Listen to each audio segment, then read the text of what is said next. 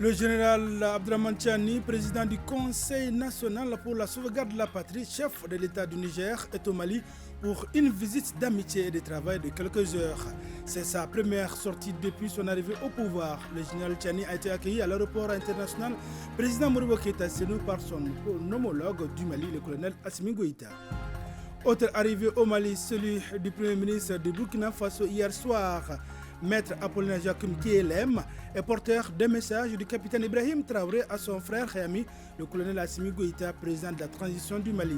Il prendra part également à l'ouverture de la 4e édition du SIAMA, édition 2023, dont le Burkina Faso est l'invité d'honneur. Mesdames, Messieurs, bonjour et bienvenue aux informations. Tout d'abord, cette nouvelle. Le président du Conseil national de la sauvegarde de la patrie, chef de l'État du Niger, est arrivé ce matin, à Bamako. C'est pour une visite d'amitié, de travail de quelques heures à sa descente d'avion. Le général Abdraman Tchani a été donc accueilli par le président de la transition, colonel Assimi Goïta. C'était en présence du Premier ministre, des présidents d'institutions. Voilà, l'arrivée du président nigérien au Mali, Abdraman Tchani, accueilli donc par le président de la transition, colonel Assimi Goïta. Les hymnes des deux pays. Il a été donc accueilli par le président de la transition en présence du Premier ministre, des présidents d'institutions. Ce déplacement du président Tchani, donc, hors du Niger, est le premier depuis son arrivée au pouvoir. Cette visite vise à renforcer les liens de coopération entre Bamako et Niamey dans divers domaines, notamment au plan sécuritaire et économique, des sujets qui sont au cœur d'une séance de travail en ce moment même à Koulouba entre les délégations maliennes et nigériennes. Nous y reviendrons très largement avec nos différents reporters. Je suis venu pour plusieurs raisons, à savoir féliciter le peuple malien pour la prise de la ville de Kidal. Je suis porteur d'un message du capitaine Ibrahim Traoré à son frère et ami, le colonel Assimi Goïta, président de la transition du Mali. Je suis venu pour le SIAMA. Sont là les propos du Premier ministre du Burkina Faso à son arrivée hier au Mali, maître Apollinaire Jacquem KLM du Burkina Faso. Alors, le Burkina Faso et le Mali sont-ils des nations et même peuple?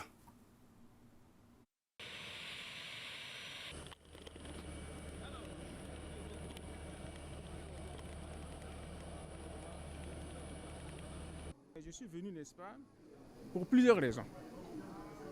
D'abord, il faut dire qu'il y a le salon international de l'artisanat du Mali qui se tient. Et nous sommes venus pour la cérémonie d'ouverture. Et je suis venu avec une très forte délégation. Plus de la moitié du gouvernement burkinabé est là. C'est pour marquer, n'est-ce pas, les relations fortes qui lient nos deux pays. Ensuite, je suis venu aussi parce que j'avais besoin d'échanger sur quelques points avec mon ami Chorel Maïga. Parce qu'il faut que nous ayons une vision commune dans la gestion de nos pays. Quand il y a des décisions importantes à prendre, concertez-vous. Et en plus, avec le Niger. Je suis venu aussi pour présenter au peuple malien et aux autorités maliennes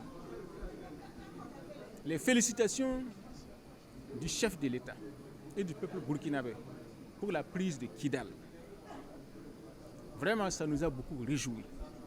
Et nous souhaitons que cette prise-là soit définitive, que le Mali puisse consolider ses positions à Kidal et que plus jamais il ne vienne à l'idée de qui que ce soit de chercher une quelconque partition du Mali. Je suis venu aussi parce que mon président m'a remis un message à remettre au président Assimi Goïta. Ne me demandez pas de quoi il s'agit. Ce sont les patrons qui parlent entre eux. C'est peut-être le président Goïta qui pourrait dire de quoi il s'agit. Moi, je n'ai pas connaissance du contenu de ce message-là. Seulement, ce que je peux vous dire, c'est que les relations entre le président Traoré et le président Goïta sont au beau fixe. Ce que pense Goïta, c'est ce que pense Traoré. Ce que pense Traoré, c'est ce que pense Goïta. Donc, ça ne peut pas être mieux que cela. Ensuite, je suis venu pour m'adresser au peuple malien et aux autorités maliennes et leur dire que nous devons être courageux. Le destin des peuples sans courage, c'est d'être dominés et exploités. Nous devons avoir le courage de franchir le pas, de constituer une fédération entre les États de la charte de Liptako-Gourma. Maître Apollinaire Jacquem Kilem répondait aux questions de notre reporter Alpha Maïga. Direction Kidal, la 8e région administrative du Mali. Là-bas, les forces armées maliennes ont procédé à une montée des couleurs. Désormais, les drapeaux maliens flottent sur le sommet du fort de Kidal, un symbole fort qui conforte les populations ainsi que l'État dans sa quête de recouvrir l'intégrité du territoire national. Les détails avec Sidi El-Medi Ag Al-Baka. Après le retour triomphal des forces armées maliennes à Kidal, le vert, or, rouge flotte fièrement sur le fort historique de Kidal. En 1917, ce poste militaire, le fort est construit avec un réduit de cases rondes destinées aux tirailleurs. Le bâtiment central, assez haut et à 2 niveaux, est construit avec des briques en banco. Les murs de l'enceinte est enduit de banco. Au coup d'État du 19 novembre 1968, des ministres et députés de notre pays ont été emprisonnés un moment dans ce fort. Président Modibo Keïta, père fondateur de la République du Mali, y a séjourné un court instant dans cette chambre, être déplacé au camp 1, actuel camp général Abdoulaye Soumaré de Kidal. Le fort a surtout été utilisé de tout le temps comme point de guette tellement la vue panoramique porte loin et il est aussi utilisé comme poste de transmission militaire. Mercredi 22 novembre 2023, le fort de Kidal brille à nouveau grâce aux couleurs nationales du Mali. Autre point de l'actualité, valoriser les déchets en matière réutilisable afin d'instaurer l'économie circulaire. C'est l'objectif de l'association Maison des Solidarités. Elle vient de lancer le projet de recyclage des déchets intitulé WESH. Le reportage est signé Suleiman Sidibé. L'association Maison des Solidarités, en tant qu'une organisation œuvrant pour le bien-être et la pérennité de la communauté et de son environnement, apporte une solution fiable et pérenne à la problématique de la valorisation des déchets au Mali. Elle met en place ainsi un projet de recyclage pour les femmes de Badalabou. Ces femmes qui seront formées seront la base d'une initiative très innovante parce que ça pourra les aider à être mieux structurées et aider d'autres personnes aussi qui sont dans le domaine à se structurer pour aller vers les opportunités qui s'offrent à elles dans ce domaine. Le dit projet est financé par l'ambassade des États-Unis au Mali.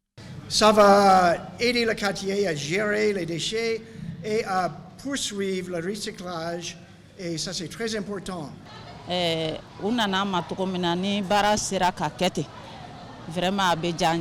Vraiment, s'ils parviennent à nous aider comme ils l'ont dit, nous sommes très contentes aujourd'hui.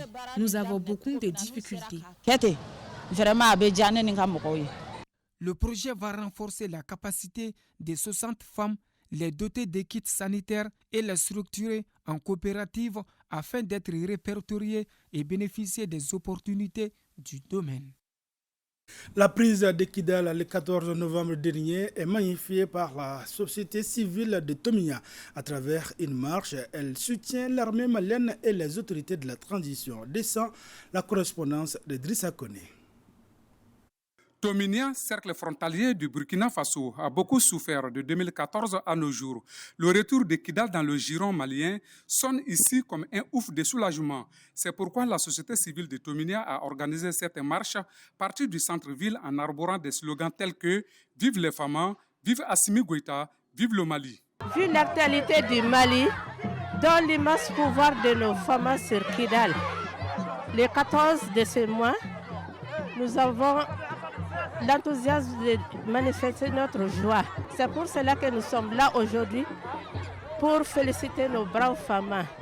À travers cette marche qui a rallié la préfecture, le Boitoun montre une fois de plus son soutien indéfectible aux autorités de la transition. Aujourd'hui, c'est le jour de remercier notre Éternel du fait qu'il a répondu notre prière et que notre prière a été acceptée. On est très content. On n'a pas de l'argent pour donner à la transition, mais on a nos cœurs que nous avons donnés à la transition. Ça a été une joie pour tous les Maliens. Donc nous sommes vraiment très touchés. Nous transmettrons le document acquis des droits venant de la société civile, s'il plaît au bon Dieu. Vive le Mali, un et indivisible. Surtout avec la jeunesse malienne. À Nioro du Sahel, il est question de la revue annuelle 2023-2024 de la coopération entre le Mali et l'UNICEF. Les détails avec Moussa Diakité. Cette revue annuelle 2023 intervient à une période particulière, marquée par des mutations politiques, institutionnelles et socio-économiques. Elle vise à amener des discussions pouvant aboutir à des prises de décisions stratégiques pour l'année 2024. La revue annuelle a pour objectif général d'examiner l'état de mise en œuvre du programme, afin d'y apporter des changements nécessaires pouvant garantir l'atteinte des résultats d'effet et des changements systématiques auxquels nous avons souscrit en 2023. L'exercice de ce quartet va nous permettre de compléter et valider pour chaque pilier les résultats et les tableaux synthétiques d'examen du PPR. Ensuite, dégager et consolider les forces et les faiblesses observées au second semestre 2023, ainsi que les leçons apprises, les ressources utilisées et les priorités pour l'année prochaine. Notons que l'UNICEF appuie les efforts du gouvernement du Mali dans l'amélioration des conditions de vie des enfants, surtout les plus vulnérables depuis 1960. En troisième région, c'est la commune rurale de Kafana, dans le cercle de Sikasso, qui a abrité les activités de la célébration de la journée régionale des femmes rurales couplée à la journée mondiale de l'alimentation. Compte rendu signé Urubala Djabati. Elles sont au début, au milieu et à la fin de toutes les activités économiques de la communauté. Elles, ce sont les femmes rurales dont la contribution au développement de la cité est reconnue de tous. Des travaux ménagers aux travaux champêtres, les femmes rurales sont présentes dans tous les secteurs de développement. C'est pour leur rendre hommage qu'une journée leur a été dédiée. Nous voulons quand même que vraiment les femmes doivent avoir la terre et la terre sécurisée. Les 15% qui sont accordés aux femmes n'ont jamais été faits. Donc nous demandons au président de la République de tout faire pour que cette loi qui a été votée, les 15% accordés aux femmes et aux jeunes ruraux, aux personnes vulnérables, puisqu'on puisse appliquer cette loi-là. Ces femmes participent au développement des familles, de la communauté. Ce sont ces femmes qui inscrivent leurs enfants à l'école. Et ce sont ces mêmes mamans qui s'occupent de la guérison des prix d'ordonnance de leurs enfants. La 28e édition de la journée régionale de la femme rurale couplée à la journée mondiale de l'alimentation se tient cette année à Kafana, dans le cercle de Sikasso, avec comme thème « Émergence politique des femmes rurales, facteur de changement pour leur autonomisation accrue ». Cependant, elles sont confrontées à des problèmes d'accès aux facteurs de production et à des opportunités d'accès au marché. S'agissant de la sécurité alimentaire, les régimes alimentaires malsains sont devenus un facteur de risque principal de morbidité et de mortalité dans le monde, touchant principalement les femmes et les enfants.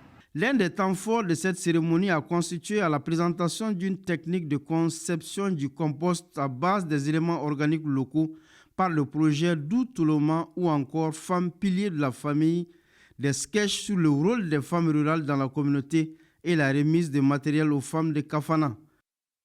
Restons à Sikasso, au plus de 680 millions de francs CFA. C'est l'enveloppe nécessaire pour financer les 108 sous-projets proposés par les collectivités dans la région de Sikasso au financement ANCT. L'information a été partagée au cours du comité technique d'orientation et de coordination et suivi des actions de développement organisées par l'ANCT. On en sait plus avec Moustapha Doumbia. C'est une session du CROCSAD organisée par l'ANCT, Agence nationale d'investissement des collectivités territoriales. Elle doit valider les sous-projets soumis au financement ANCT au compte de l'année 2023. Les collectivités font ce qu'on appelle le montage des projets. Les dossiers, ils acheminent au niveau de la direction régionale. Nous sommes chargés d'examiner, de vérifier la conformité des sous-dossiers des demandes de financement des collectivités.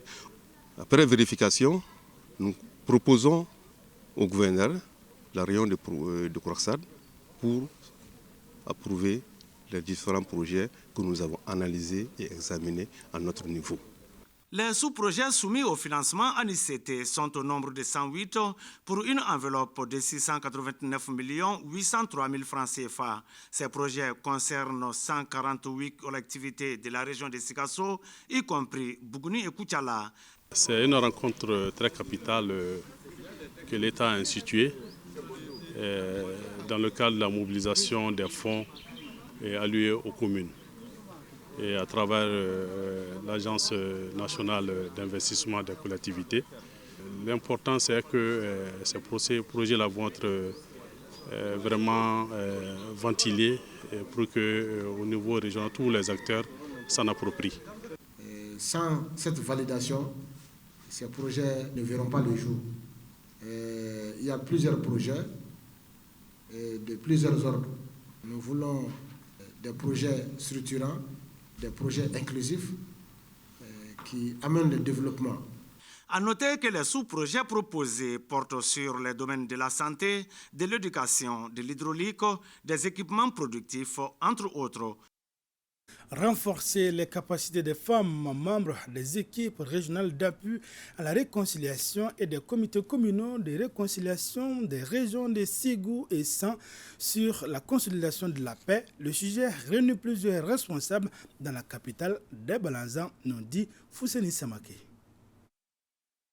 Durant 3 jours, la trentaine de femmes des comités communaux de réconciliation des régions de Ségou et de San se sont familiarisées avec les thèmes comme les rôles et responsabilités des femmes dans la consolidation de la paix, la stratégie nationale de réconciliation, la résolution 1325 du Conseil de sécurité des Nations Unies.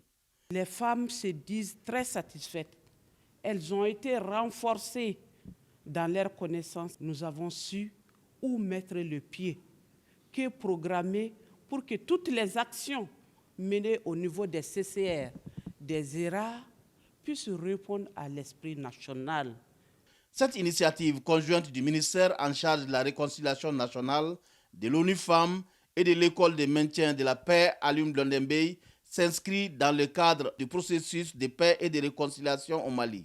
Grâce à ces sessions de formation, les équipes régionales d'appui à la réconciliation que vous êtes, vous serez renforcées avec de nouvelles informations et techniques de comment appliquer la résolution 1325 dans le cadre de la mise en œuvre de la stratégie nationale de réconciliation dans vos différentes régions. La paix et la réconciliation au Mali incombent à tous, sans exception aucune. Surtout vous, actrices incontournables de la résolution des crises. Votre implication est d'autant plus importante qu'il vous appartient de vous approprier chaque étape afin d'aboutir à une paix durable et de relever les défis. La remise d'attestations aux participantes et des prières pour la paix ont mis fin à cette formation à Ségou. Mamoudou Touré est le nouveau président du conseil d'administration de la mutuelle interprofessionnelle du cercle de Djenné. Il a été élu au cours de l'Assemblée générale constitutive de la mutuelle qui a réuni les délégués de 12 communes du cercle. L'Assemblée a aussi adopté les statuts et règlements intérieurs en plus du premier budget annuel de la mutuelle. Compte rendu Boubacar Sankari. Le cercle de Djenné dispose désormais d'une mutuelle interprofessionnelle. La création de cette structure dans la ville mystérieuse se justifie par la volonté de l'État de mettre en place des mécanismes pour faciliter l'accès aux soins de santé de qualité à moindre coût pour tous les citoyens. Compte tenu du rôle capital des mutuelles dans l'atteinte de la couverture maladie universelle, l'État et ses partenaires au développement à travers les pays des initiatives qui favorisent la naissance, le développement des mutuelles. Les délégués venus des 12 communes du cercle de Djenné ont adopté les statuts et règlements intérieurs en plus du premier budget annuel de la mutuelle.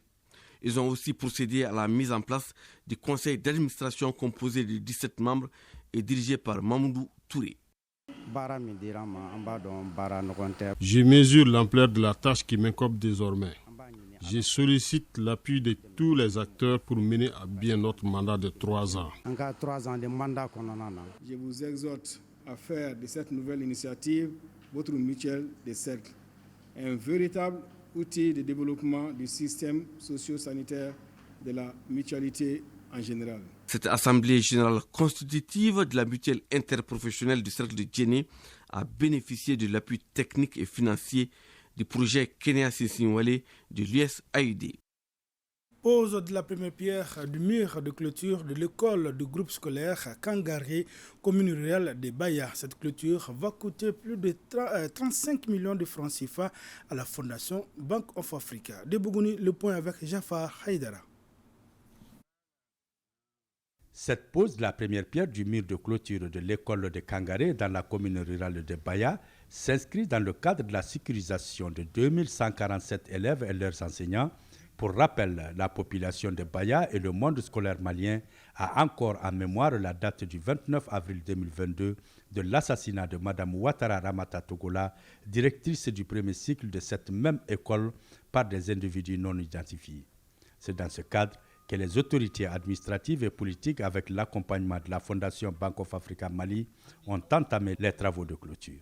Quoi de plus normal d'assurer aux apprenants et à leurs enseignants un cadre d'apprentissage sécurisé. Une raison de plus pour la population de Baya de saluer cette belle initiative de clôture de l'école qui va mettre hors danger de vie des enseignants dans leur noble mission. Ce projet s'inscrit naturellement dans le cadre de nos activités de la Fondation qui chaque année œuvre dans le domaine de l'éducation et de la santé en faveur de notre communauté. Ce mur de clôture va coûter plus de 35 millions de francs CFA à la Fondation Bank of Africa Mali pour un délai d'exécution de 3 mois. S'il y a des partenaires qui veulent nous accompagner pour la clôture de ce groupe scolaire, c'est pour cette raison que nous avons mesuré l'importance de cette activité, d'où la justification de notre présence aux côtés des autorités de Kangaré. Cette cérémonie a regroupé les responsables de la Bank of Africa, les associations des femmes, les responsables scolaires de la région et les parents d'élèves.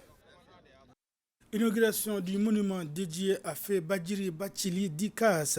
Le dit monument a été initié pour rendre hommage à l'homme qui a consacré toute sa vie à des actions caritatives pour le bien-être des couches démunies de sa région. La cérémonie d'inauguration présidée par le gouverneur de la région de Kaï a enregistré la présence des parents, amis et anciens collaborateurs du disparu.